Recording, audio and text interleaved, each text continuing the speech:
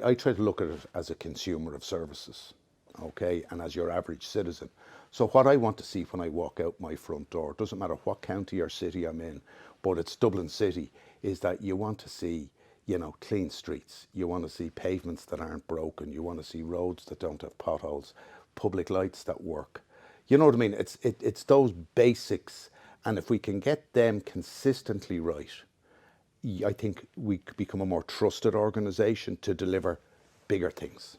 The primary challenge facing the country, and particularly the city, is housing. And our role is to try to deliver as many quality, you know, social and affordable units as we can, right the way out to 2040. So, and then the below that then is the whole, I suppose, experience that people have when they come into the city, and that's all around, you know, the vision of clean, green, safe, you know, thriving, vibrant, inclusive city. So, and there's a lot of bits that go into that. We're not the only actors in the space, but I suppose we've a primary role in driving that forward. Mm-hmm.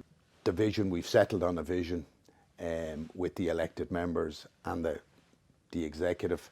And my job in terms of the executive is to energise them, to, you know, I suppose, hold them to account, and ensure that delivery is consistent, that would meet the objective as our corporate plan, and all those bits that nobody ever reads but are very important in terms of setting an agenda for, let's say, every 5-year cycle.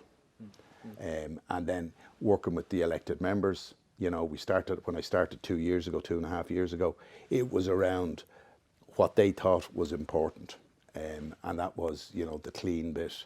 You know, we wanted to get away from the dirty old Dublin moniker, all of that type of stuff. So, you know, that's where a lot of the focus has been, but just in that vision and trying to deliver on that as we go forward. Mm.